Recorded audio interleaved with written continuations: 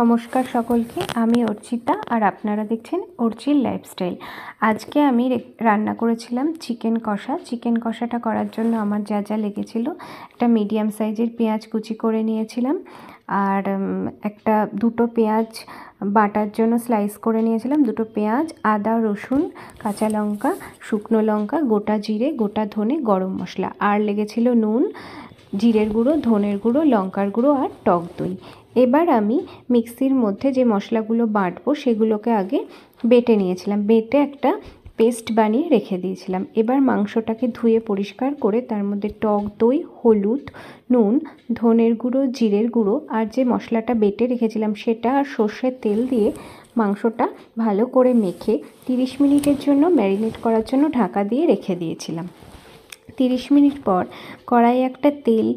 কড়াই বসিয়ে তাতে তেল গরম করতে দিয়েছিলাম। তেলের পরিমাণটা একটু বুঝে দিতে হবে, কারণ মাংস ম্যারিনেট করার সময় অনেকটাই তেল দেওয়া ছিল। তো তেল গরম করে তার মধ্যে 1 চামচ চিনি আর একটু গরম মশলার গুঁড়ো দিয়ে নেড়ে নিয়েছিলাম, যাতে মাংসের কালারটা একটু ভালো আসে।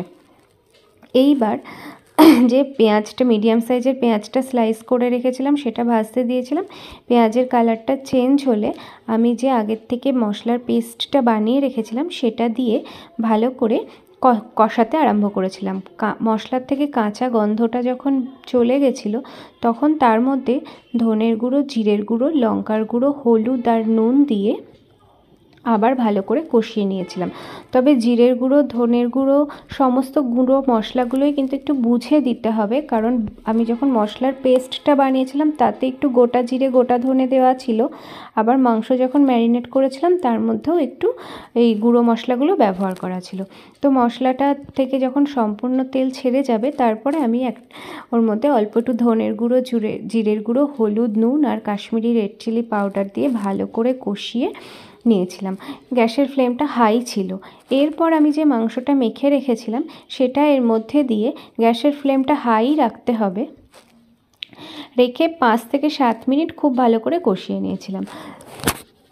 মাংসটা এই সময় খুন্তির সাহায্যে ভালো করে মশলার সাথে মাখিয়ে নিয়েছিলাম, আর মাংসটা হাই ফ্লেমে অনেকক্ষণ ধরে কষিয়ে একটা কালারটা চেঞ্জ হয়ে যায়, ওপর থেকে তেলটা একটু ছাড়া ছাড়া হয়ে যাবে। এই রকম সময় গ্যাসের ফ্লেমটাকে কমিয়ে নিয়ে ঢাকা দিয়ে মাংসটা কুক করার জন্য রেখে দিতে হবে। এই 5-7 মিনিট পর আমি ঢাকনাটা খুলে দেখেছিলাম মাংসটা 80% মতো কুক হয়ে গেছে। এই সময় যদি আপনারা ঝোল পছন্দ করেন তাহলে একটু গরম জল দিয়ে দিতে পারেন, কিন্তু আমি যেহেতু একদম খুব একটা ঝোল রাখবো না ভেবেছিলাম, আর ওই জন্য আমি আর গরম জল দিইনি। তারপরে আমি গরম মশলার গুঁড়ো ছড়িয়ে ওপর থেকে ধনেপাতা ছড়িয়ে মাংসটা পুরোপুরি রেডি করে ফেলেছিলাম। এইবার আমি এই মাংসটাকে ভেজ ফ্রাইড রাইসের সঙ্গে আজকে সার্ভ করেছিলাম। ভেজ ফ্রাইড রাইসের রেসিপিটা আমি পরে শেয়ার করে দেবো। এইভাবে আমার আজকে রান্নাটা কমপ্লিট করেছিলাম, আর এটা ভেজ ফ্রাইড রাইসের সঙ্গে সার্ভ করেছিলাম। খুব ভালো হয়েছিল। এইভাবে বানিয়ে সবাই বাড়িতে একবার দেখতে পারেন, আর আমাকে অবশ্যই জানাবেন আজকের রেসিপিটা আপনাদের কেমন লাগলো। আর এইভাবে অবশ্যই বাড়িতে একবার সকলে বানিয়ে ট্রাই করবেন। তাহলে আজকে এই পর্যন্তই, আর আমার এই ভিডিওগুলো যদি ভালো লাগে আমার চ্যানেলটা সাবস্ক্রাইব করে দেওয়ার জন্য অনুরোধ রইল। নমস্কার, আজকে তাহলে আসি। সকলে খুব ভালো থাকবেন।